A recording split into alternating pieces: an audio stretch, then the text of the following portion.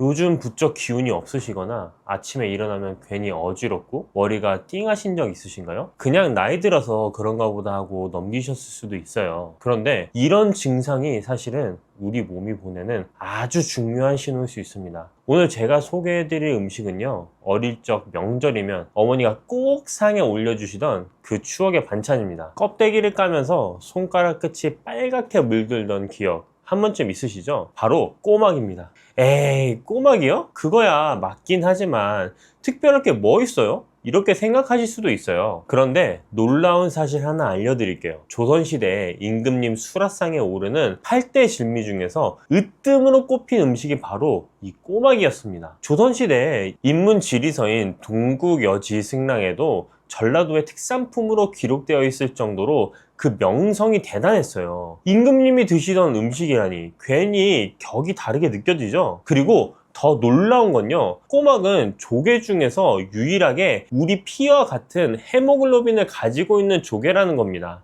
삶으면 붉은 핏물이 배어나오는 이유가 바로 이것 때문이에요. 그래서 예로부터 어르신들 사이에서는 천연 조혈 강장제로 불려왔습니다. 오늘은 이 귀한 꼬막에 대해서 아주 자세하게 알아보려고 합니다. 꼬막이 우리 몸에 어떻게 좋은지, 특히 혈관 건강과 뼈 건강, 그리고 소화 기능까지 어떤 도움을 주는지 하나하나 짚어드릴게요. 그리고요, 꼬막과 함께 먹으면 보약이 되는 음식들이 따로 있습니다. 이것만 알아도 같은 꼬막을 드시더라도 효과가 배가 되거든요. 반대로 꼬막과 절대 함께 드시면 안 되는 음식도 있어요. 많은 분들이 모르고 드시는데 이 조합은 오히려 영양 흡수를 방해하거든요. 이 부분도 꼭 알려드릴게요. 또 하나, 겨울철 꼬막 드실 때 가장 조심하셔야 할 부분이 있습니다. 바로 노로바이러스인데요. 이거 제대로 안 하면 맛있게 드시고 나서 며칠을 고생하실 수 있어요. 예방법도 확실하게 알려드릴 테니 끝까지 함께 해주세요. 자, 그럼 먼저 우리 몸에서 일어나는 이야기부터 해볼게요. 나이가 들면서 가장 먼저 느끼시는 변화가 뭐가 있으신가요? 아마 많은 분들이 기운이 예전 같지 않다고 말씀하실 거예요. 아침에 일어나면 괜히 어지럽고 조금만 움직여도 숨이 차고 얼굴색이 창백해졌다는 소리를 듣기도 하죠. 계단 몇 개만 올라가도 심장이 두근두근 하고요. 이런 증상들 그냥 나이 들면 다 그렇지 하고 넘기시는 분들이 있어요. 그런데 이게 단순히 나이 탓만은 아닐 수 있습니다. 대한혈액학회 자료에 의르면 65세 이상 어르신의 약 10%에서 15%가 빈혈을 겪고 계신데요. 특히 여성이신 어르신분들은 그 비율이 엄청 높은데요. 빈혈이라고 하면 단순히 피가 부족한 거라고 생각하시기 쉬운데 사실 이게 오래 지속되면 심장에 무리가 가고 인지 기능까지 떨어질 수 있어요. 치매 위험도 높아진다는 연구도 있습니다. 또 하나, 소화기능 문제입니다. 밥맛이 없다, 입맛이 떨어진다, 조금만 먹어도 속이 더부룩하다, 이런 말씀 자주 하시죠? 소화 기능이 떨어지면 아무리 좋은 음식을 드셔도 영양분을 제대로 흡수하지 못해요. 그러니까 악순환이 되는 거예요. 못 먹으니까 기운이 없고 기운이 없으니까 더 못 먹게 되고요. 겨울철에는 특히 손발이 차가워지는 분들도 많으시죠. 몸이 냉해지면 혈액순환도 잘 안 되고 면역력도 떨어지게 됩니다. 그렇다면 이런 문제들을 어떻게 해결할 수 있을까요? 이런 증상이 왜 생기는지 한번 살펴보겠습니다. 먼저 빈혈 이야기부터 해볼게요. 나이가 들면 우리 몸에서 철분을 흡수하는 능력이 자연스럽게 떨어집니다. 젊었을 때는 음식으로 철분을 섭취하면 몸에 잘 흡수했는데 나이가 들수록 같은 양을 먹어도 흡수율이 낮아지는 거예요. 거기에 식사량도 줄어들잖아요. 예전처럼 고기도 잘 안 드시게 되고 밥 양도 줄어들고요. 그러다 보니 철분 섭취 자체가 부족해지는 겁니다. 위산 분비도 줄어들어요. 위산이 부족하면 철분 흡수가 더 어려워집니다. 소화 기능 저하도 비슷한 원인이에요. 나이가 들면 위장 기능이 약해지면서 소화액 분비가 줄어들고 장 운동도 느려지거든요. 그래서 조금만 먹어도 더부룩하고 식욕도 떨어지게 되는 거예요.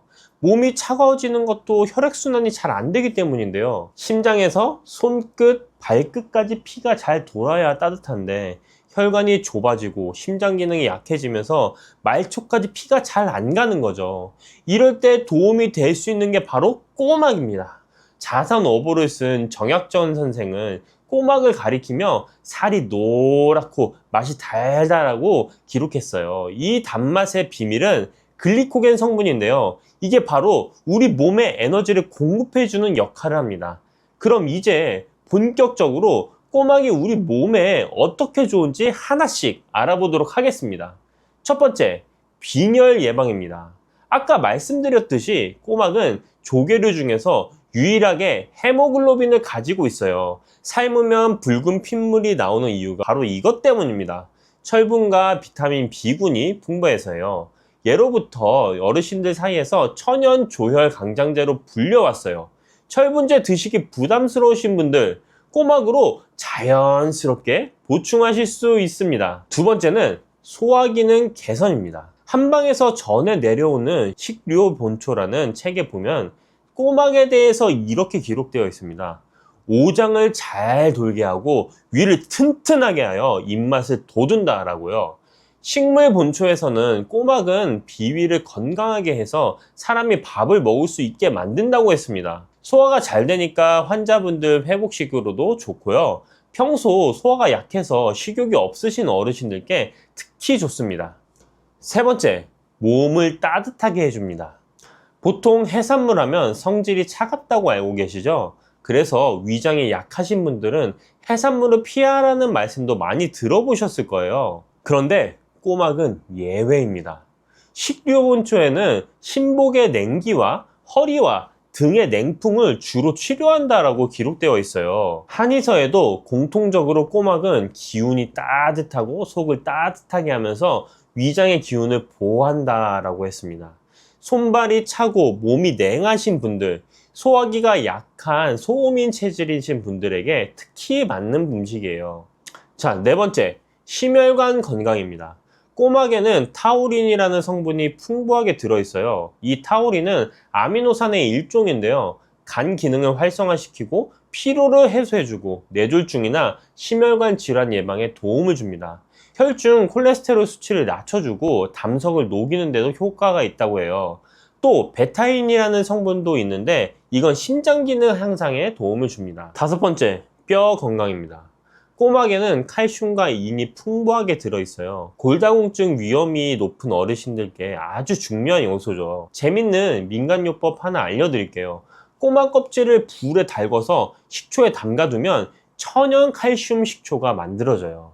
식초와 껍질 비율을 10대 1로 해서 일주일 정도 담가주셨다가 맑은 물만 걸러내서 조금씩 드시면 됩니다. 여섯 번째, 다이어트에도 좋습니다. 나이 들어서 무슨 다이어트야 라고 하실 수 있는데요. 적정 체중을 유지하는 건 건강을 위해서도 중요합니다. 꼬막은 단백질 함량이 14%예요. 전복이 12.9%인데 그보다 높습니다. 그런데 칼로리는 100g당 81칼로리밖에 안 되고 지방도 1g 정도로 아주 낮아요. 포만감은 높으면서 칼로리 섭취는 적으니까 체중 관리에 딱이죠. 이 외에도 비타민 B12는 적혈구 생성과 신경계 기능 유지에 필수적이고요. 셀레늄은 항산화 작용을 해서 활성산소를 줄여줍니다. 아연은 면역력을 강화해주고요. 정말 보약이 따로 없죠. 자, 이렇게 좋은 꼬막 어떻게 드셔야 제대로 효과를 보실 수 있을까요? 먼저 궁합이 좋은 음식들부터 차례로 알려드릴게요. 첫 번째는 마늘입니다. 꼬막하고 마늘은 최고의 파트너예요. 마늘에 있는 알리신 성분이 꼬막의 비타민 B1과 만나면 알리티아민이라는 물질이 만들어집니다. 이게 기력 회복과 피로 해소에 아주 탁월해요. 게다가 마늘이 꼬막의 비릿한 향도 잡아주니까 일석이조죠. 두 번째는 부추입니다. 부추는 따뜻한 성질을 가진 채소예요. 꼬막이 따뜻한 성질이긴 하지만 부추와 함께 드시면 더욱 균형 잡힌 섭취가 됩니다. 부추에는 비타민 A와 칼슘도 풍부해서 영양 흡수를 돋고 면역력 향상과 혈액순환 개선에도 좋아요. 삶은 꼬막에 부추를 함께 무쳐서 반찬으로 드시면 맛도 좋고 영양도 좋습니다. 자, 세 번째는 초고추장이에요. 초고추장의 신맛이 꼬막의 담백한 맛을 더 돋보이게 해주고요. 비타민 C가 단백질 흡수율을 높여줍니다. 간단하게 삶은 꼬막에 초고추장을 찍어 드시는 게 가장 맛있는 방법이에요. 이제 꼬막 삶는 방법도 알려드릴게요. 이게 아주 중요합니다. 먼저 세척을 해야 돼요. 굵은 소금을 뿌리고 껍질끼리 부딪혀 바지락 문질러 씻으세요. 4~5번 반복해서 깨끗한 물이 나올 때까지요. 그 다음에는 해감입니다.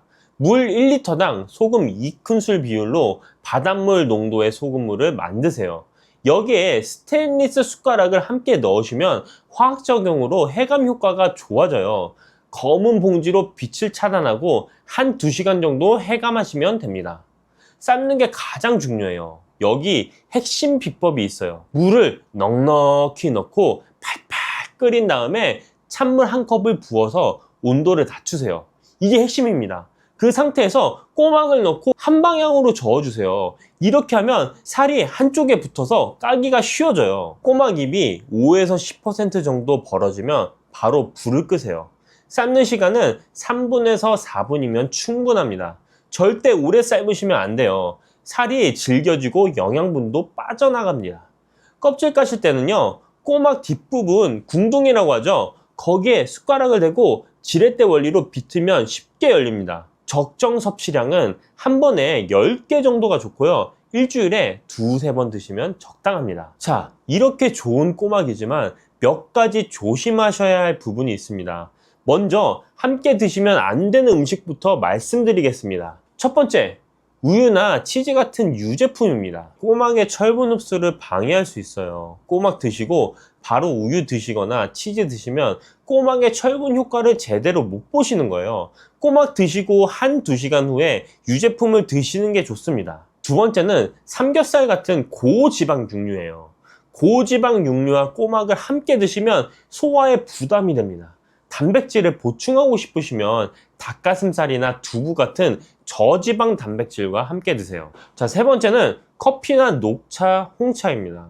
식후에 바로 커피나 차를 드시면 철분과 칼슘 흡수를 방해해요. 적어도 30분에서 1시간 후에 드시는 게 좋습니다. 과식도 조심하셔야 됩니다. 본초 강목에 보면요, 구워 먹으면 사람에게 도움이 되나 과하면 기를 옹색하게 한다고 기록되어 있어요. 기를 막히게 한다는 의미입니다. 비만이시거나 열이 많으신 체질이시면 특히 적당히 즐기셔야 돼요. 조개류 알레르기가 있으신 분들은 꼬막을 피하셔야 합니다. 두드러기, 가려움증, 발진, 구토, 설사, 복통, 호흡곤란 같은 증상이 나타나면 바로 섭취를 중단하시고요. 심한 경우는 응급실로 가셔야 합니다. 그리고 가장 중요한 주의사항, 노로바이러스입니다. 식중독하면 여름을 떠올리시죠? 그런데 노로바이러스는 오히려 겨울에 더 많이 발생해요. 꼬막, 굴, 조개 같은 어패류가 주요 원인입니다. 질병관리청 자료에 따르면 2024년 한 해 동안 한국에서 6,762명이 노로바이러스에 감염됐어요. 노로바이러스의 무서운 점은요, 영하 20도에서도 생존한다는 겁니다. 냉동고에 넣어둬도 죽지 않아요. 게다가 단 10개의 입자로도 감염될 정도로 전염력이 강합니다. 감염되면 갑작스러운 설사, 구토, 복통, 오한, 발열이 나타나요. 대부분 2에서 3일 내에 회복되지만 어르신의 경우 탈수 위험이 있어서 더 조심하셔야 합니다. 예방법은 간단해요. 반드시 충분히 익혀 드세요. 중심 온도 85도에서 1분 이상 가열하시면 됩니다. 조리 전후에는 비누로 30초 이상 손을 씻으시고요. 알코올 소독제는 노로바이러스에 효과가 없으니까 반드시 비누로 씻으셔야 합니다. 자, 오늘 꼬막에 대해 아주 자세하게 알아봤는데요. 정리 한번 해보겠습니다. 꼬막은 조선시대 임금님 수라상에 오르던 8대 진미 중 하나였습니다. 조개류 중 유일하게 헤모글로빈을 가지고 있어서 빈혈 예방에 탁월하고요. 대부분의 해산물과 달리 따뜻한 성질을 가지고 있어서 위장이 약한 어르신들도 부담 없이 드실 수 있어요. 심혈관 건강, 뼈 건강, 소화기능 개선까지 정말 보약이 따로 없죠. 마늘, 부추, 초고추장과 함께 드시면 효과가 배가 되고요. 유제품이나 커피는 1~2시간 간격을 두고 드시면 됩니다. 꼬막 삶을 때는 끓는 물에 찬물 1컵 정도 넣고 온도 낮춘 다음에 넣으시고요. 3에서 4분만 삶으시면 탱글탱글하고 맛있게 드실 수 있습니다. 그리고 잊지 마세요. 겨울철 노로바이러스 예방을 위해 반드시 85도 이상에서 충분히 익혀 드셔야 합니다. 제철은 11월부터 3월까지, 특히 12월에서 2월이 가장 맛있을 때예요. 우리 속담에 이런 말이 있어요. 감기 석달에 입맛이 솥에 같아도 꼬막 맛은 변함없다. 그만큼 누구나 좋아하는 맛이라는 뜻이에요. 겨울 바다가 선물한 천연 보약 꼬막, 이번 겨울에는 가족들과 함께 따뜻하게 삶아서 맛있게 드셔보면 어떨까요? 네, 저는 귀를 통해서 건강에 대해 소통하고 있는 17년차 약사 오예서라고 합니다. 반갑습니다. 네. 귀랑 건강이 관련이 있나요? 네, 조금 생소하실 수 있는데요. 귀는 우리 몸의 축소판입니다. 그래서 이렇게 제가 귀 모형을 잠깐 보여드릴게요. 이 귀 모형은 이쪽이 머리 부분이에요. 그리고 여기가 척추 라인, 그 다음에 이쪽은 팔, 그리고 여긴 다리인데요. 엄마가 아이를 임신했을 때 출산할 때쯤 되면은 여기 아이 머리가 있잖아요. 그러면서 산도로 이렇게 나오게 되잖아요. 아이가 웅크리고 있는 모양, 그 모양을 연상하시면은 딱 귀 모양이랑 매칭이 됩니다.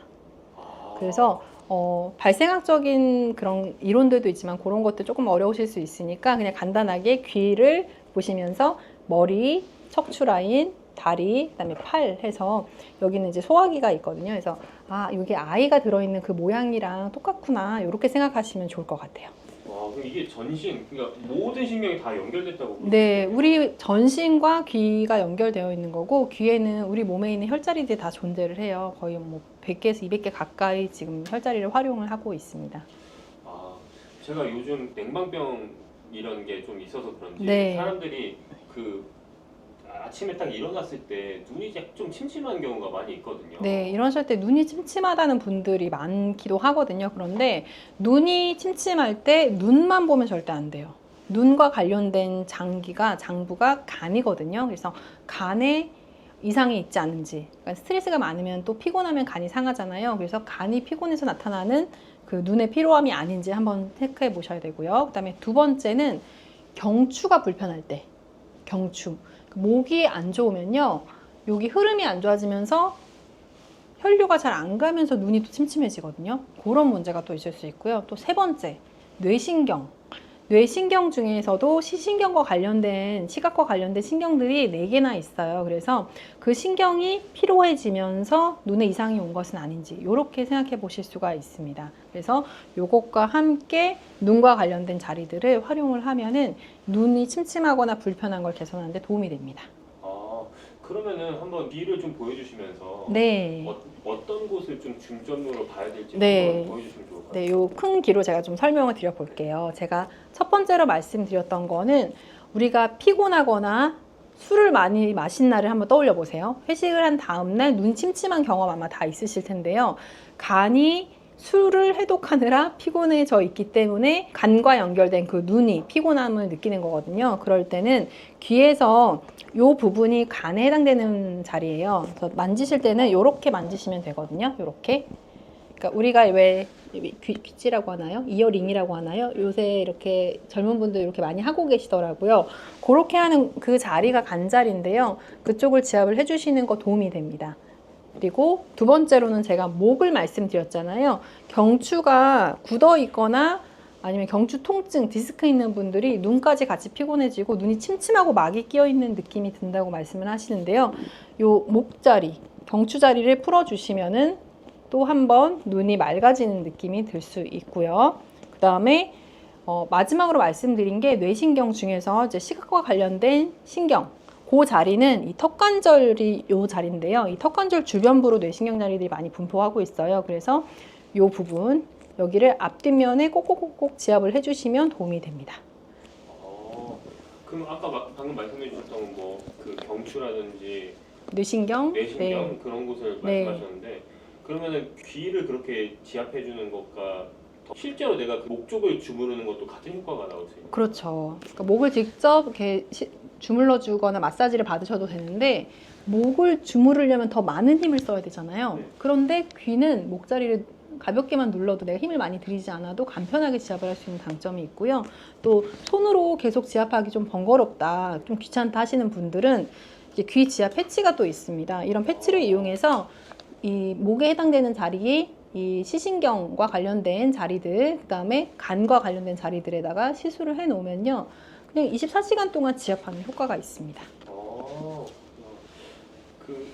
네, 방금 그 패치를 말씀하셨는데, 네. 패치는 뭐 어떤 식으로 활용하면 좋나요? 네, 얘가 어떻게 효과를 나타내는지 좀 궁금해하시는 분들이 있으세요. 그래서 요거는 안에 이제 동그란 볼이 들어있는데요. 이 볼 성분이 우리 몸의 이제 기혈 순환을 도와주는 역할을 하거든요. 그래서 해당하는 혈자리에 붙여 놓으면은 그 해당 장부의 기혈 순환이 좋아지면서 그 회복이 되는 효과가 있고요. 그다음에 요거는 한 2, 3일 정도 부착을 해 두시면은 효과를 계속 발휘할 수 있고, 교체는 이제 3일마다 해주시면 되고요.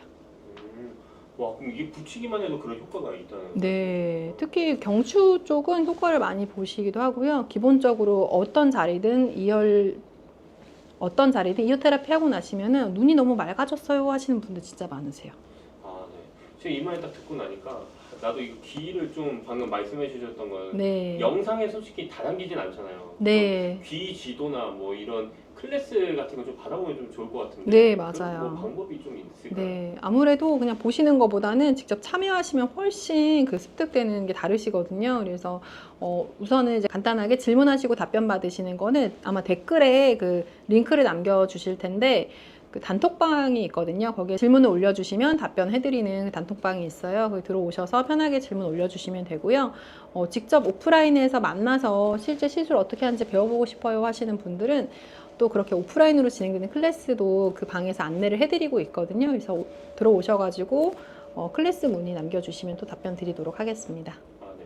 귀에 어느 곳을 이제 마사지 하라 이런 말씀을 들었을 때 신박하기도 했었는데, 네, 제가 다시 한번 들어봤을 때는 귀가 전신이 다 있는 거잖아요. 맞아요. 전신이 다 있기 때문에 혹시라도 내가 잘못하면은 좀 더 안 좋아지지 않을까 네. 걱정이 되시나요? 네네네.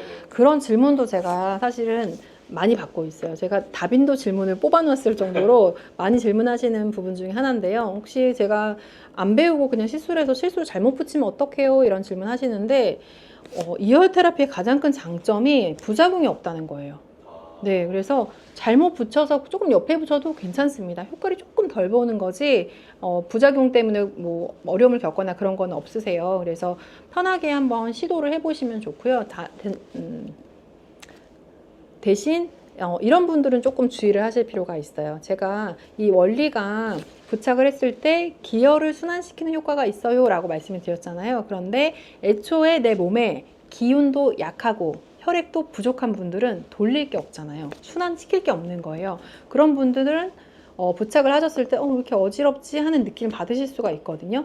없는데 돌리는 에너지, 오일이 없는데 차를 계속 가속 페달을 밟는 그런 상황이기 때문에, 그런 경우에는 영양분을 먼저 채우고 국물 있는 요리를 조금 드신다거나 단백질을 좀 섭취를 한다거나 그렇게 몸을 좀 채워놓고 시술하시면 훨씬 더 효과를 보실 수 있습니다. 몸에 좀 기운이 없는 분들은 좀 오히려 더 잘 먹고 그래야 된다는 네, 맞아요. 몸을 채우는 게 우선이라는 말씀을 드리는 거예요. 그래서 몸을 채우고 나서 시술을 받으시면 훨씬 효과를 보시고요. 저는 귀 사진을 먼저 받고 이제 상담을 진행을 하는데, 귀 사진을 봤을 때 귀가 좀 창백한 분들이 있어요. 왜 여자 아이돌 분들 얼굴 허옇잖아요. 그런 분들이 기혈이 없으신 분들이거든요. 기운도 약하시고 혈액도 부족하신 분들인데, 귀 색깔도 그렇게 창백해져 있는 분들한테는 시술 상담 받으러 오시기 전에 국물 요리, 뭐 설렁탕, 미역국, 샤브샤브 이런 것들 한 그릇 든든하게 드시고 오세요 이렇게 말씀을 드려요. 그래서 그렇게 드시고 오시면 시술하고 나서 어지러움, 불편함이 없으시거든요. 그래서 그렇게 안내를 드리고 있어요. 지금 추천해 주시는 음식들을 다 보면 약간 소금기가 있는 음식들. 네. 사실은 소금이 많이 필요하거든요. 그런데 짜게 먹으면 혈압이 높아진다, 뭐 짜게 먹으면 건강에 안 좋다, 이런 선입견들 때문에 소금 드시는 걸 되게 꺼려 하시는 분들이 많으세요. 안 좋다고 얘기하는 소금은 그냥 나트륨, NaCl 그 나트륨을 얘기를 하는 건데, 실제 정제소금 말고 우리가 천일염이라든지 주겸과 같은 건강한 소금들이 있습니다. 그런 걸로 간을 해서 드시는 거는 오히려 몸에 좋습니다. 나이가 들수록 네. 기분이 안 좋아져서 백내장을 고민하시는 분들이 많이 있잖아요. 네, 맞아요. 그러면 그거를 하기 전에 좀 이어 테라피를 하면은 백내장 수술하는 시기에 좀 더 뒤로 미룰 수 있을까요? 네, 제가 백내장에 대해서 조금 이해하기 쉬우시도록 직관적으로 좀 표현을 해드릴게요. 저는 쉽게 표현해드리는 거를 좋아하거든요.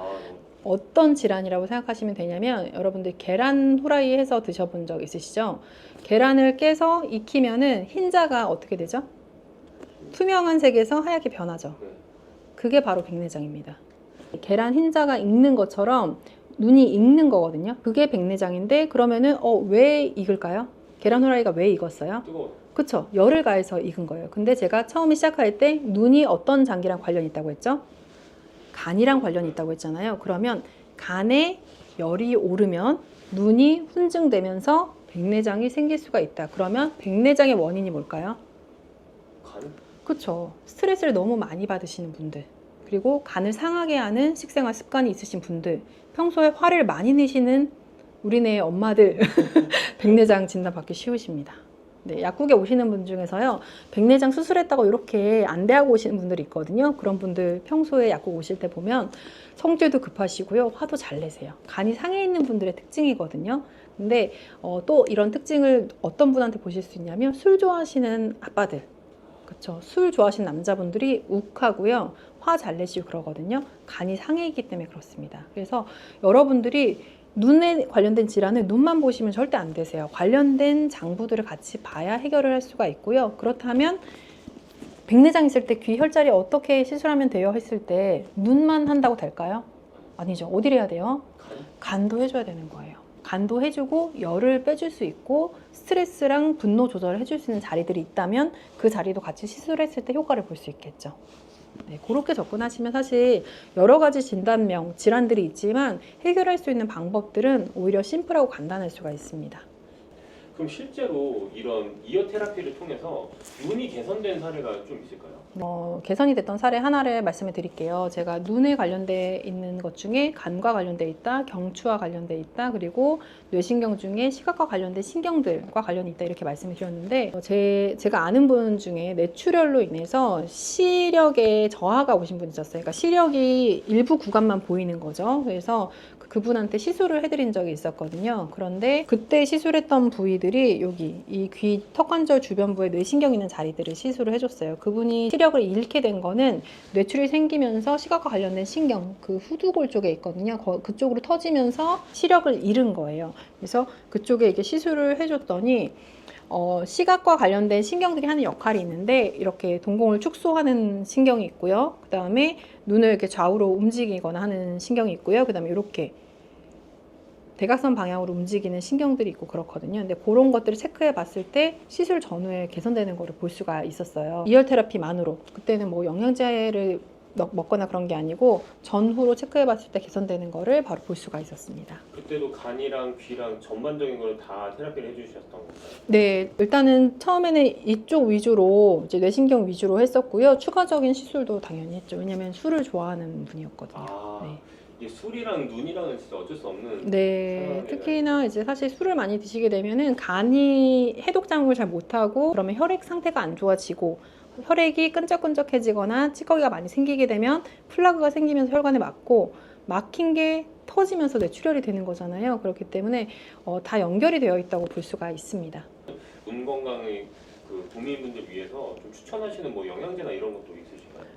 여러분들이 가장 쉽게 좀 접근해 보실 수 있는 거는요, 사실은 혈액을 맑게 하는 영양제예요. 그래서 오메가3 많이들 드시게 되는데 산패되지 않은 제품을 선택을 하셔서 식후에 드시는 거 전 추천해 드립니다. 여러분들 고르실 때는 시각처 인증 마크가 있는 것들, GMP 라벨이 있는 것들, 이런 그 라벨이 붙어있는 인증 마크가 붙어있는 것들 선택을 하시고 잘라서 그냥 액상만 한번 짜서 드셔보세요. 비릿한 맛이 나지 않는 제품 선택하시면 되고, 포장 단위가 뭐 이렇게 150개 이렇게 되어 있는 제품은 그냥 버리시면 돼요. 그런 것들은 포장 자체를 크게 했을 때는 산패가 될 수밖에 없거든요. 그래서 포장 단위가 30개, 60개씩 포장되어 있는 것들, 또 개별 포장되어 있는 거, PTP라고 하는 은박 포장되어 있는 거 있잖아요. 호일 포장되어 있는 제품을 선택하시는 것도 팁이고요. 저 듣고 나서 또 궁금한 게 하나 네. 생겼는데, 그러면 이게 살 때는 산패되지 않았는데 네. 사고 나서 산패될 수도 있잖아요. 오래 두고 드시게 되면은 그럴 수가 있어요. 유통기한이 지나거나 하면 산패될 수가 있기 때문에 그러면은 냄새가 나요. 특히 네. 요즘 같은 여름에는 너무 더우니까 맞아요. 그럴 수 있는데, 이럴 때는 어떻게 보관하면 좋을까요? 저는 약을 보관할 때 그 서늘한 곳에 보관하라고 하는데 그렇게 하면 좀 애매하잖아요. 어딘지 모르잖아요. 그래서 그 주방에 찬장에 보관하라고 말씀드려요. 네, 냉장고는 오히려 약을 보관하기 좋지 않은 게 상한 음식 때문에 세균 같은 게 있을 수도 있고요. 그 다음에 습도가 조금 높아요. 냉장고는 서늘하긴 하지만. 그래서 오히려 그 햇빛이 들지 않은 찬장 같은 곳에 보관을 하시라고 말씀을 드리고요. 예외적으로 조금 오래 보관해야 된다 하면은 오메가3 같은 경우 냉장 보관하시는 것도 나쁘지 않습니다. 오메가3를 먹으면서 이어 테라피 하면 더 큰 효과를 느끼는 네, 거죠? 맞아요. 근데 눈이기 때문에 제가 간을 말씀드렸잖아요. 그래서 혈액을 맑게 해주고 두 번째로는 간장약을 같이 드시는 것도 도움이 됩니다.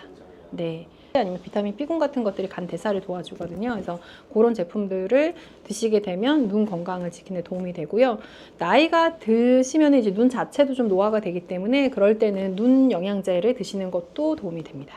눈 영양제라면 루테인 같은 거? 예, 루테인이나 지아잔틴 같은 것들이 있는데요. 젊은 분들이 눈이 피로하다, 20대, 30대가 눈 영양제를 사러 오시는 분들이 있어요. 그런 분들한테는 제가 눈 영양제 안 드리고요. 젊은 여자분들이 눈이 침침해서 눈 영양제 주세요라고 하면은 젊은 여자분들은 혈액이 부족해서 그 건조증 때문에 눈이 불편한 경우가 있어요. 그럴 때는 조혈제를 드리고요. 남자분들, 젊은 분인데 남자분이 눈이 안 좋아요, 침침해요, 눈 영양제 주세요. 그럼 눈 영양제가 아니라 간장약을 드립니다. 그러면 눈이 좋아져요. 그런데 한 40대 후반 되면은 눈 자체에 노화가 일어납니다. 그럴 때는 눈 영양제 드시는 게 도움이 돼요. 근데 이제 오메가3 같은 경우는 눈에 이제 지질층이 있잖아요. 그 눈을 보호하기 위해 기름층이 분비되거든요. 그걸 보호해주는 성분이 오메가3에도 들어있기 때문에 오메가3만 드셔도 도움이 되고 루테인이나 지아잔틴 같은 성분이 같이 들어있는 제품을 드시는 것도 도움이 되기 때문에 나이가 조금 있으신 분들은 간장약, 뭐 조혈제, 그다음에 오메가3 같은 제품들을 같이 드시는 것도 도움이 될 거예요. 약사님한테 좀 교육을 들어보고 싶은데 네, 어떻게 하면 될까요? 네. 단톡방 계신 분들이 실질적으로 혼자 해봤는데 잘 모르겠어요 하는 경우가 있으세요. 그럴 때는 저희가 영상을 촬영하고 있는 장소가 한남동인데요. 한남동에서 오프라인 수업을 진행하기도 합니다. 그래서 여기에 같이 모여서 서로 귀를 관찰해보고 시술도 하면서 또 배워보는 시간을 갖기도 하거든요. 그 수업에 대한 내용도 그 단톡방 들어오셔서 안내 받으실 수 있으니까 또 질문 올려주셔도 되고요. 필요한 부분들은 제가 고정 댓글에 또 남겨놓도록 하겠습니다. 아, 네, 감사합니다. 소중한 시간 내주셔서 너무나 네, 감사합니다. 감사합니다. 감사합니다. 네. 안녕하십니까 여러분. 당뇨 환자들이 과일 먹는 거 피하나요? 그 질문을 진짜 많이 하시는데 세상에 과일이 엄청 많잖아요. 몇십 종류, 몇백 종류 되잖아요. 그러면 그 내가 당뇨 환자라고 진단받고 나면 그 세상의 모든 그 맛있는 과일을 다 먹으면 안 되냐라고 생각을 하실 수가 있는데 몇 가지를 좀 주의를 하신다면 당뇨 환자도 맛있게 재밌게 즐겁게 과일을 즐기실 수 있어요. 그 이유를 보면 당뇨를 진단받았어? 그럼 나는 당 섭취라는 것 자체에 주의를 해야 해. 맞는 말이에요. 과일 달콤하지, 당이 많아, 당의 밀집체야. 그래서 과일은 먹으면 안 돼. 그렇게 생각하는 의식의 흐름을 가지고 계신 경우가 많단 말이죠. 근데 일부 과일은 들어있는 당 자체가 굉장히 빨리 나에게 영향을 미칠 수 있는 과일도 있지만 어떤 과일은 그 당 자체가 그렇게 많이 포함되어 있지 않아서 내가 그냥 편안하게 즐길 수 있는 과일 종류도 있어요. 예를 들어 볼까요? 내가 양 조절이 좀 쉽지 않은 과일은 일단 피해야 돼요. 어르신들 포도 되게 좋아하시는 분들 많으시거든요. 그러면 앉은 자리에서 막 한 송이도 좋고 두 송이도 좋고 드신단 말이에요. 홍시 뭐 한 10개 드신단 말이지. 수박 좋아하시는 분들 막 반통도 드시고 한단 말이죠. 그렇게 먹는 양이 제어가 안 되는 과일, 내가 어떤 과일에 그런 반응이 있는지를 생각해 보시면 돼요. 그런 과일은 일단 내가 너무 좋아하는 과일이긴 하지만 내가 먹는 양이 제어하기 힘들면 그거는 조금 피하시는 게 좋아요. 좀 먹으면 좋은 과일 몇 개 픽을 해주실 수 있을까요? 일단 요즘 들어서 추천을 드리고 싶은 거는 블루베리. 블루베리. 그 생 블루베리 국산은 정말 비싸요. 냉동 블루베리 한번 추천드려 봅니다. 왜냐하면 그 냉동 과일도 보통 과일이 가지고 있는 영양 성분은 거의 다 가지고 있고요. 또 유통을 하는 과정에서 뭐 걔가 다른 생과일이랑 다른 거 아니야? 라고 생각하실 수 있지만 뭐 프레시한 거냐 냉동이냐의 차이만 있을 뿐 괜찮아요. 가격도 좋고요. 그래서 냉동 블루베리를 추천드려 보는데 생 블루베리보다 좋아서 추천드리는 건 아닙니다. 이거는 가성비 차원에서 말씀드리는 거고 생 블루베리든 냉동 블루베리든 블루베리 자체는 포도만큼 굉장히 많이 드시지는 못해요. 포도가 훨씬 단맛이 강하거든요. 블루베리보다. 그래서 알알이 블루베리가 좀 더 작기도 하고 그래서 블루베리는 약간 적당량 드시기에 좋은 과일일 뿐 아니라 그 자체가 가지고 있는 아주 짙은 보라색이 가지고 있는 항산화 성분이 또 많이 있어서 또 추천할 만한 과일이기도 하고요. 그러면 항산화 성분이 많이 네. 들어있으면 인체에 어디에 좋나요? 그런 거? 모든 만성 질환은 일단 산화 스트레스를 제거하는 것이 중요하기 때문에 그 항산화 성분이 많은 거는 만성 질환의 예방과 관리에 있어서 매우 중요하죠. 그래서 짙은 색깔을 가지고 있는 과일 채소는 좋다라고 말씀을 드리는 것도 그 항산화 성분이 극대화되어 있는 재료이기 때문에 그렇죠. 이제 그런 면에서 블루베리 추천이고, 그것도 과일이냐라고 하실 수 있지만 뭐 아보카도 한번 살짝 추천드려 봅니다. 아보카도는 일단 당이 거의 없습니다.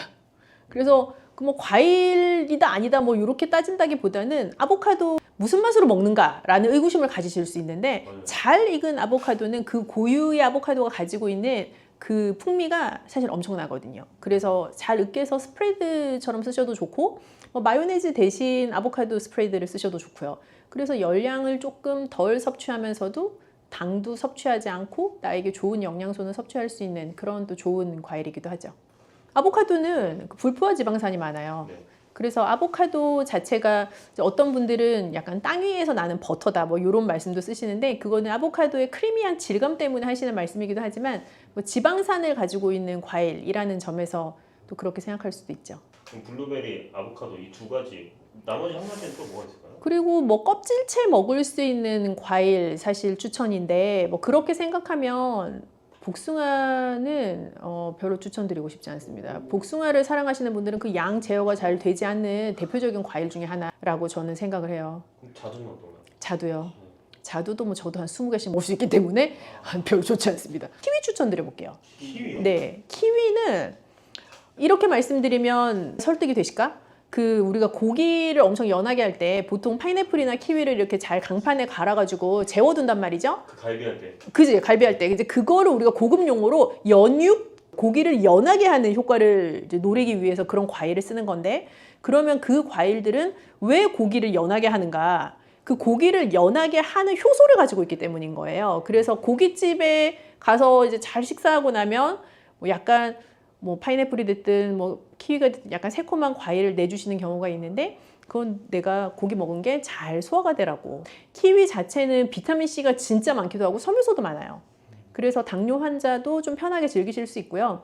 키위 진짜 좋아한다고 하시는 분들도 막 앉은 자리에서 5-6개 드시지 않아요. 그래서 그렇게 그냥 양 조절이 좀 쉽게 되는 과일이면 좋을 것 같아요. 네, 골드 키위가 그 그린 키위보다는 조금 더 달고 실제로 당 함량도 더 높기는 하고요. 좀 양을 제어하기도 조금 힘들 것 같기도 하죠. 웬만하면 그린 키위로. 저는 그렇게 추천드리고 싶어요. 약간 이 확실한 맛이 있는 것이 좋은데요. 요즘 과일들은 고유의 맛이 좀 사라지고 다 같이 그냥 평준화된 단맛이 나는 경우가 많은 것 같아요. 스테비아, 토마토 이런 네, 거. 그런 거는 뭐 인공적으로 그렇게 만들었으니까 더 그런데, 예전만큼 배도 시원한 맛이 없어지고, 뭐 사과도 옛날만큼 막 이렇게 상큼한 맛이 없어지고, 귤도 달기만 하고 새콤한 맛은 없어지고, 뭐 그런 경우들이 많거든요. 그래서 어떻게 보면 골드 키위는 그린 키위보다는 그런 의미에서는 현대인의 입맛에 더 맞는 키위라는 생각이 들어요. 근데 과일 자체가 본연에 가지고 있는 맛이 확실한 게 저는 더 좋다라고 생각을 하기 때문에, 또 그런 의미에서도 저는 좀 그린 키위 파이기도 하네요. 참외요.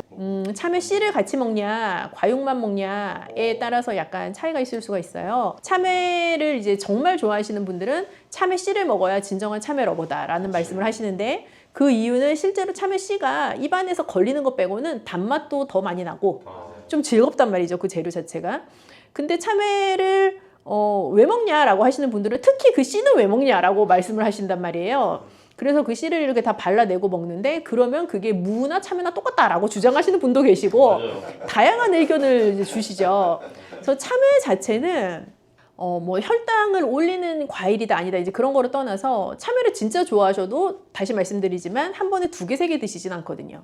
그래서 그런 면에 있어서는 양 조절이 쉬운 과일이죠. 그리고 과육이 좀 단단한 과일이잖아요. 이제 맞아요. 씨 부분을 빼면요. 그래서 과육이 단단하면서 더 아울러서 껍질까지 먹을 수 있는 과일이면 사실 더 좋아요. 예를 들면은 차라리 사과처럼. 사과는 껍질을 깨끗이 세척하면 우리가 껍질을 먹는 것도 익숙한 과일이잖아요. 근데 참외를 진짜 좋아해도 참외 껍질까지 먹는 경우는 잘 없단 말이죠. 맞아요. 그래서 단단한 과육을 가지고 있고 껍질 채 먹을 수 있으면 사실 제일 좋죠. 과육이 단단하거나 껍질채 먹을 수 있는 거. 그런 과일이 아무래도 양 조절하기도 쉽고요. 또 껍질에서부터 오는 섬유소의 건강한 효과도 노려볼 수 있고, 섬유소가 많다는 거는 혈당을 천천히 올린다는 뜻이기도 해요. 과일을 먹을 때 좀 주의해야 할 섭취량이나 시간, 뭐 조리 팁 같은 게 아, 있나요? 일단 공복의 과일은 추천하지 않습니다. 우리가 뭐 공복의 사과는 의사보다 낫다 이런 말도 하죠. 근데 그런 케이스는 당뇨도 없고 내가 그냥 평상시에 아주 건강한 식생활을 잘 하고 있고 내가 사과 하나를 공복에 즐기는 것이 건강 습관으로 잘 자리를 잡으신 분들에게는 여전히 추천이에요. 뭐 건강하신 분들이요. 그런데 당뇨 진단받고 나서 공복에 과일을 먹게 되면 공복이라는 것은 배가 비어있는 상태인 거예요. 내 위장이 비어있는 상태. 그래서 실컷 잤어. 한 8시간 잤어요. 그러면 뭐 8시간 자기 직전에 뭐를 드시고 주무시진 않았을 터이니 뭐 한 12시간, 11시간 이상 위장이 이제 비어져 있는 상태인 건데 그 상태에서 과당을 가지고 있는 과일을 탁 하고 섭취하게 되면 아주 빠르게 혈당 피크를 탁 올라갈 수 있는 혈당 계기가 돼요. 네, 그래서 뭐 혈당 스파이크를 꼭 그린다라기보다는 빠르게 혈당을 상승시킬 수 있는 요인이 되기도 해요. 그래서 공복의 과일은 피하시면 좋겠고, 식사와 과일이 별개라고 생각하시는 것보다 오히려 그냥 과일이 식사의 일종이라고 생각하시는 게 혈당 관리에는 더 맞을 수 있어요.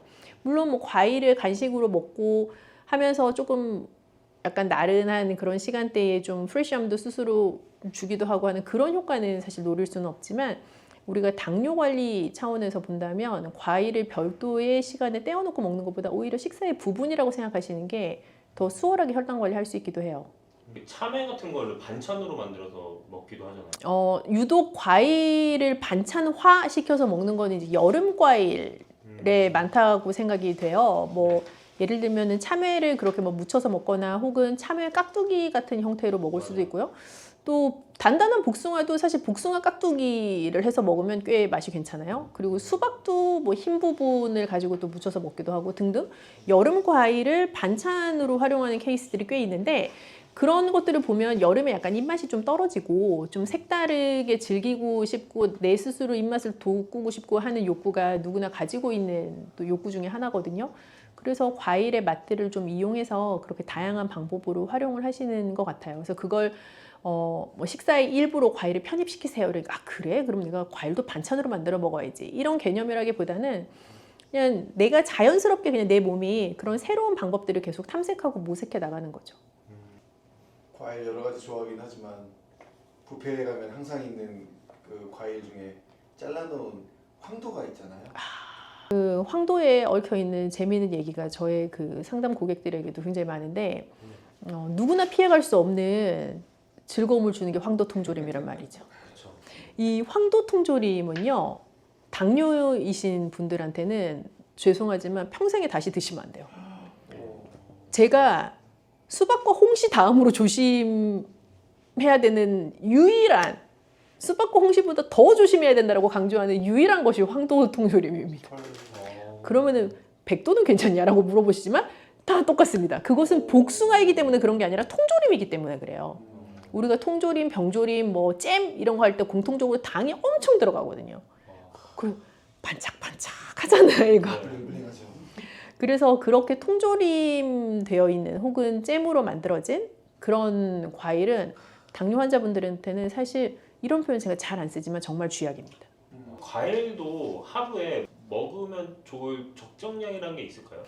과일을 뭐 딱 그렇게 말씀드리기는 사실 어려운 것 같아요. 근데 우리가 이제 일반적으로 이 현대인의 일상생활 가운데 무슨 과일 한쪽이라고 하면 생각나는 크기가 대강 있잖아요. 네. 그죠? 네. 수박 한쪽이라고 했는데 막 이만한 거를 생각하시지 않으시잖아요. 그래서 그 한쪽 이제 기준으로 보면 2쪽 정도 적당해요. 사실 더 드셔도 당장 무슨 일이 일어나는 건 아니에요. 근데 사람이란 이게 입이 한번 터지기 시작하면 끝이 없기 때문에 맞아요. 그래서 제가 계속 지금 이 과일 편에서 강조드리는 게 나 스스로 양을 제어하기 힘든 과일은 좀 피하시라라고 말씀드리는 게 그 감당이 안 되거든요. 그래서 어떤 것이든 한 번에 드실 때는 2쪽 정도가 적당하다. 뭐 하루에 한 2번 정도까지는 괜찮겠다라는 일반화된 것으로 생각해 보자면 그 정도로 표준화해 볼 수 있을 것 같아요. 물 먹는 거나 수박 먹는 거나 별 차이가 없을 것 같은 느낌인데 수박 자체는 그러니까 모든 우리가 입으로 먹는 모든 재료는 어찌 되었든지 간에 혈당이라는 것에 영향을 미치게 돼요. 그 이유는 혈유 안에 들어있는 포도당의 농도 정도란 말이죠. 그러면 내 이 혈관 안에 피가 돌아다니는 거기에 포도당이라는 게 늘 일정한 농도를 가지고 유지가 돼야 돼요. 그거를 우리가 고급 용어로 항상성이라고 불러요. 내 몸에 늘 일정하게 유지되어야만 하는 성질. 예를 들어 체온. 우리 뭐 애 열나요? 51도? 아니잖아요. 굉장히 작은 범위 내에서 열이 나고 저체온증이 오고가 결정이 되거든요. 그래서 사람의 체온도 항상성의 그 범위 내에서 늘 유지가 돼야 돼요. 근데 혈당도 그래요.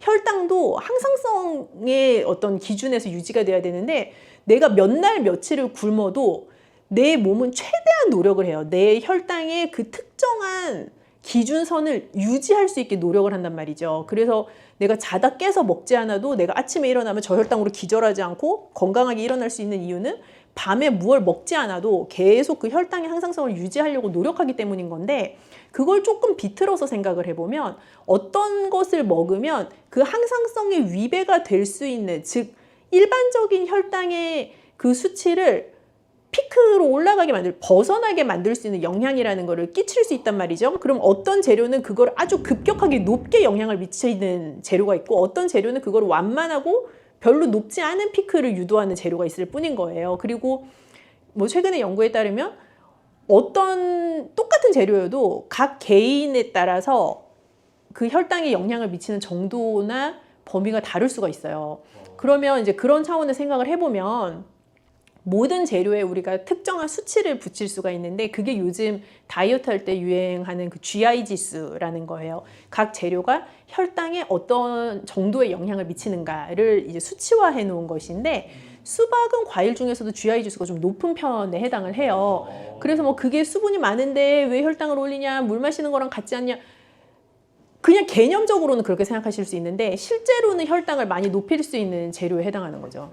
그러면은 수박 주스도 안 되겠네요. 수박 주스는 이제 더 빠르게 혈당을 높이죠. 뭐든지 입자를 잘게 할수록 흡수가 빠르게 되거든요. 흡수가 빠르다는 거는 내가 대사가 됐을 때 최종 산물화되는 속도가 빠른 거예요. 그죠? 그래서 무언가 씹어 먹는 만약에 뭐 수박이에요. 똑같은 그럼 내가 씹어서 먹는 그 과육으로 된 수박이랑 얘를 싹 다 갈아가지고 뭐 씨도 없애고 뭐도 없애고 싹 발라놓은 수박 주스는 일단 내가 먹는 속도가 달라요. 벌컥벌컥 먹는 거랑 씹어 먹는 거랑 다르잖아요. 그래서 그런 차원에서 먹는 속도도 다르고 실제 입자가 더 작게 되어 있기 때문에 내 몸에서 흡수되는 속도도 빠르죠. 나의 혈당에 미치는 영향도 훨씬 크고요. 그래서 밥을 먹었을 때와 죽을 먹었을 때도 혈당에 미치는 영향이 달라요. 그래서 이제 적당한 양을 바람직한 속도로 그것이 중요한 거죠. 무엇을 못 먹는 거는 없습니다. 이제 제가 말씀드린 것처럼 황도 통조림만 빼면은 다 일단 드실 수는 있고요. 그 통조림이라는 것은 식품공학에 있어서 아주 중요한 패키징 기술입니다. 그래서 그 통조림이라는 것이 실제로 정말 양산화되기 전에는 그것을 그냥 설탕에다 과일을 재우는 당 절임의 형태였거든요. 그래서 과일을 오랫동안 보존할 수 있는 다양한 방법 중에 뭐 말리기 이런 것도 오래 보존할 수 있는 거죠. 근데 말리기 뭐 이런 거 대신 설탕에다가 집어넣어가지고 맛없는 과일도 좀 더 맛있게 오래 보존할 수 있는 이제 그런 방법이었죠. 그게 지금은 이 현대 문명에서 통조림이라는 제품화가 되었을 뿐인 거죠. 말린 과일도 굉장히 당이 농축되어 있어요. 이제 말린다라는 개념 자체는 그 원재료가 가지고 있는 수분을 날리는 거거든요. 그래서 중량이나 모양새는 이렇게 쭈그러들지만 그 안에 있는 영양 성분이 어떻게 보면 다 날아가는 거는 아니에요. 특히 당 성분 같은 경우는 굉장히 농축돼 있어서 예를 들어서 포도도 달콤하죠. 건포도는 어때요? 달죠. 더 달죠? 감도 달콤하지만 꽃감은 어때요? 그렇죠. 그런 농축적인 것들이 들어가 있기 때문에 말린 과일도 당뇨 환자에겐 좋지 않아요. 그럼 망고 말린 거 이런 것도 다 먹으면 예, 망고 말린 것은 게다가 그 동남아에서 사오시면 이제 설탕 코팅도 되어 있기 때문에 안 됩니다. 그것은. 이제 과일 선택하실 때 아까 한번 말씀드렸던 걸 다시 이제 종합을 해보면 껍질째 먹을 수 있는 게 더 좋다. 단단한 과육을 가지고 있는 게 좋다. 그것보다 더 중요한 거는 내가 양을 제어할 수 있는 과일을 선택한다. 예, 안녕하세요. 저는 현재 GMPT 스튜디오라고 하고 있는 운동센터를 운영하고 있습니다. 아무래도 이제 중년분들일수록 근육 감소에 대한 걱정을 하실 수밖에 없는데요. 일단 저희가 기본적으로 인간이라고 한다면 노화라고 하는 것이 좀 찾아오게 됩니다. 그 노화라고 하는 것은 피부의 탄력뿐만 아니라 근육에 대한 감소로까지 좀 이어지게 되는데 보통은 30대부터 시작이 됩니다. 그러다 이제 40대 때부터도 매년 1%씩의 감소를 보이게 되고요. 그다음에 이제 60세 이상이 되면 그 급격하게 떨어지는 현상을 나타나게 되죠. 아무래도 이제 관절에 대한 영향을 좀 저희가 생각을 해볼 수가 있는데요. 결국에는 이 근육이 지탱해 줄 수 있는 힘이 없으면 근육이 해야 되는 일을 관절이 하게 됩니다. 그럼 저희의 하중 자체를 관절이 받아내는 것만으로도 부담이 될 수가 있는 거죠. 그로 인해서 이제 관절에 관련된 그런 질환이라든지 골다공증과 같은 잘 알고 계시는 그런 부분들이 발병하게 되는 것이죠. 골다공증 예방에 걷기 운동은 그렇게 효율적이지 못할 수 있습니다. 저희가 걷기라고 하는 유산소 운동은 좋은 운동이 됩니다. 아무래도 이제 걷는 것만으로도 저희의 건강을 어느 정도는 확보를 해볼 수는 있으니까요. 다만 근력적인 부분은 좀 다릅니다. 저희가 골다공증에 걸리게 되는 가장 큰 이유는 뼈에는 골밀도라고 하는 것이 존재합니다. 근데 그 골밀도가 촘촘해야지 건강한 뼈고요. 그 골밀도 자체에 구멍이 송송 뚫리게 되는 것을 저희가 그게 심해지면 골다공증이라고 얘기를 합니다. 이처럼 이 뼈 자체가 튼튼해지게 만드는 데에는 부하라고 하는 것이 필요한데 걷기만으로는 그 부하를 만들어내는 게 좀 어려운 것이죠. 부하라고 하는 것은 결국에는 이 뼈 자체에 있어서 견딜 수 있는 힘을 얘기하는 것인데요. 저희가 저희의 체중을 견디는 것도 이제 부하라고 볼 수가 있지만 이거는 하중 정도인 것이고요. 저희가 이 근육 자체를 결국에는 걷기의 움직임뿐만 아니라 근육이 완전히 늘어났다가 줄어드는 움직임을 통해서만 이 근육이 성장이 가능하다는 것이죠. 걷기만으로는 그만큼의 움직임이 나타나지 않을 뿐더러 아무래도 이제 걷기로 진행이 되어지는 그 하중으로는 근력을 키워내는 것은 좀 어렵습니다. 예, 아무래도 운동의 종류는 굉장히 다양한데요. 중년이라고 하는 그러한 특성을 좀 고려를 한다면 결국에는 이 관절이 약화가 되어져 있으신 분들이 대다수이실 거고요. 그 다음에 이 운동을 진행하시려고 하는 분들도 그 전에는 운동을 잘 못하셨을 분일 가능성이 높습니다. 보통 그런 경우에는 저희가 운동의 강도를 조절하는 것이 가장 중요한데요. 보통 처음에 진행을 하실 때에는 일반적으로 알고 계시는 스쿼트로 예를 들자면 이 스쿼트라고 하는 동작은 근력을 키우는 데 굉장히 도움이 되는 동작입니다. 다만 젊은 분들이 하시는 것처럼 그냥 일반적인 스쿼트를 하게 되면 관절이 안 좋으신 분들은 무릎에 통증을 느끼시게 되고요. 그로 인해서 스쿼트를 하면 무릎이 아프구나 라는 잘못된 생각을 좀 하시게 됩니다. 그러면 이 스쿼트의 강도를 낮추는 방법은 의외로 간단한데요. 스쿼트는 깊게 앉을수록 강도가 높아지고요. 낮게 앉을수록 강도 자체가 아무래도 좀 약해지게 됩니다. 그러면 이런 의자와 같은 것을 이용해서 의자에 앉았다가 일어나는 것만으로도 스쿼트 동작의 강도를 좀 낮춰볼 수가 있는 거죠. 이 의자를 두시고 높이는 사실 크게 상관이 없습니다. 말씀드린 것처럼 높이가 높아질수록 강도는 좀 약해지는 것이고요. 높이가 낮아질수록 강도가 좀 강해지는 것이라고 봐주시면 됩니다. 이 의자를 등지고 서주시고요. 의자에 있어서 첫 번째로는 앞에 쓰신 상태로 다리의 넓이는 어깨 넓이만큼만 벌려줍니다. 이 상태에서 손을 앞쪽으로 쭉 뻗어주시고요. 손을 뻗게 되면 자연스럽게 척추가 세워지게 되는 효과가 있으니 이 손이 좀 아프시더라도 들고 계시는 게 좋습니다. 손을 들고 있는 상태에서 천천히 의자에 엉덩이를 살짝 댔다가 그대로 일어나 주시기만 하면 됩니다. 등을 붙이게 되면 운동의 강도를 조금 더 약하게 가져가 볼 수가 있고요. 내가 이 동작을 시행했을 때 무릎에 대한 통증이 좀 느껴진다면 높이를 높이시거나 아니면 등받이에 완전히 기대는 형식으로 해서 앉았다가 일어나는 방법도 좋은 방법입니다. 근데 무릎에 통증이 없다는 전제하에서 이 상체의 각도 자체를 뒤로 눕히지 마시고 엉덩이만 댔다가 일어나는 겁니다. 이렇게 진행하는 방식이 운동의 효과는 훨씬 더 높습니다. 이 무릎 자체의 건강에 따라서 좀 달라질 것 같기는 한데요. 일단 저희가 무릎을 보호하기 위해서 많은 분들이 이 허벅지 앞쪽만을 좀 생각을 하십니다. 근데 실제로 무릎 자체의 안정성을 도와주는 근육은요, 햄스트링이라고 하는 뒤쪽 근육의 역할이 훨씬 더 큽니다. 그래서 햄스트링 위쪽에는 이제 엉덩이 근육이라고 하는 대근육이 또 존재를 하거든요.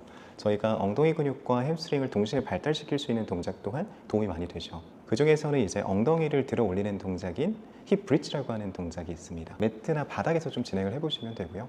네, 그 동작을 통해서 엉덩이라든지 허벅지 뒤쪽을 손쉽게 강화를 해볼 수 있습니다. 무릎뿐만이 아니라 이 허리 주변부에 통증이 있으신 분들이라든지 허리 주변부가 좀 안 좋으신 분들도 허리에 부담 없이 엉덩이하고 허벅지 뒤쪽을 키워볼 수 있는 동작입니다. 운동을 통해서 혈당이라든지 혈압을 조절하는 능력이 좀 좋아지게 되는데요. 그 이유는 생각보다 단순합니다. 저희가 이제 운동을 하는 도중에 이 혈관 자체가 일시적으로 확장이 됩니다. 그럼 그 확장이 된 혈관으로 인해서 혈액에 대한 운반이 잘 이루어지게 되겠죠. 좀 빨라지기도 할 것이고요.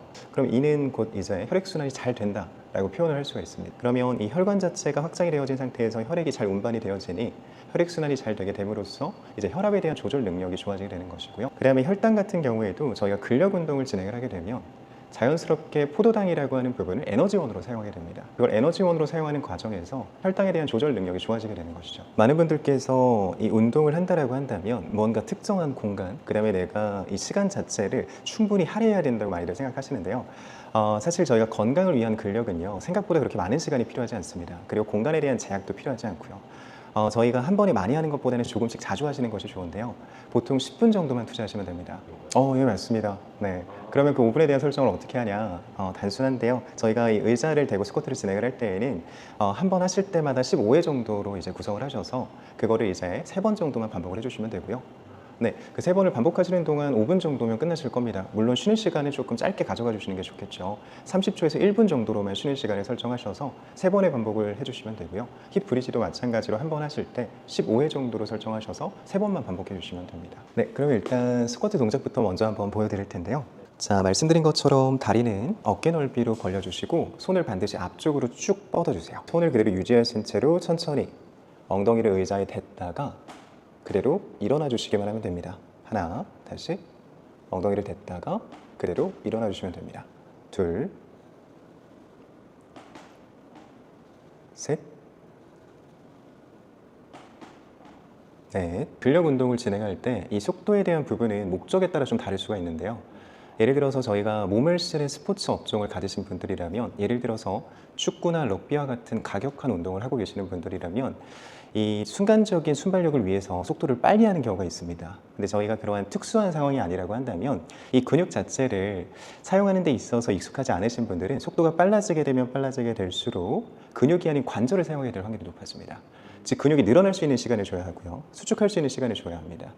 이런 사유로는 근육 자체가 늘어날 때는 속도를 천천히 갔다가 올라오는 순간에는 조금은 빠르게 올라오는 것이 맞지만, 실제로 저희가 운동을 진행할 때 중년층 이상의 분들은 앉으실 때도 일어날 때도 속도를 조금 천천히 가져가 주시는 것이 좋습니다. 그렇게 운동을 해야 관절의 부담을 좀 줄이고 저희가 실제로 강화하고 싶은 그 근육을 한번 써볼 수가 있는 것이죠. 권장드리는 쉬는 시간은요 30초입니다. 근데 이 15개가 쉬우신 분도 있으실 거고요, 좀 어려우신 분도 있으실 거예요. 근데 보통은 이제 진행을 해보시게 되시면 15회라고 하는 숫자가 그렇게 쉬운 숫자만은 아닙니다. 그러면 이제 본인의 개인 차에 의해서 내가 너무 힘들다 싶으면 개수를 좀 조절해 주시면 돼요. 그럼 10개 정도까지 좀 낮춰주시는 것도 방법이고요. 그리고 10개 밑으로 좀 떨어지는 것 같다 싶으시면 애초에 높이를 좀 높이셔서 강도를 좀 낮추는 것도 하나의 방법이죠. 자, 똑같이 손 앞쪽으로 뻗어주시고 천천히 엉덩이 터치했다가 그대로 일어나 줍니다.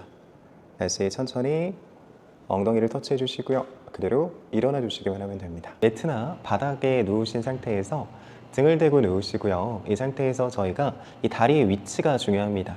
이 다리 자체를 엉덩이 근처로 끌어당겨 주시는데, 이때 중요한 것은 무릎의 각도를 90도를 먼저 만들어 주시는 것이 좋습니다. 그리고 다리의 넓이 또한 어깨 넓이 정도로 벌려 주시고요. 벌려 주신 상태에서 편안하게 누워 줍니다. 이때 양쪽 손은 그냥 엉덩이 옆으로 놓아 주시고요. 이 상태에서 그냥 엉덩이를 들어 주시면 됩니다. 이때 무릎하고 머리가 일직선상이 되도록 만드는 것이 중요하고요. 만들어 주셨다면 천천히 내려갑니다. 그리고 다시 엉덩이를 끌어올리면서 하나, 다시 엉덩이를 올려주면서 둘, 다시 엉덩이를 올려주면서 셋, 5개까지 해보겠습니다. 다시 넷, 엉덩이를 끌어올리면서 5, 이렇게 진행을 해주시면 됩니다. 햄스트링보다도 엉덩이 쪽에 조금 더 좋은 자극이 찾아오면 잘하고 계신 건데요. 저희가 힙브리지 동작을 진행을 할 때에는 사실 햄스트링에는 자극이 잘 옵니다. 근데 중요한 거는 엉덩이에 있는 근육의 신경계가 많이 낮아져 있으신 분들은 엉덩이에 대한 자극을 못 느끼게 되는데요. 그럴 때 사용하시면 좋은 팁이 하나가 있습니다. 저희가 힙브리지를 진행할 때 엉덩이에 대한 자극이 안 오시는 분들은 올려놓으신 상태에서 직접 손으로 만져보는 겁니다. 만져서 이 엉덩이가 지금 딱딱한지를 한번 체크해 보시는 거예요. 만약에 딱딱하지 않다면 힘이 안 들어온 겁니다. 그럼 저희가 엉덩이에 힘이 안 들어왔는데 이 동작이 진행이 됐다는 건 허리를 썼다는 거예요.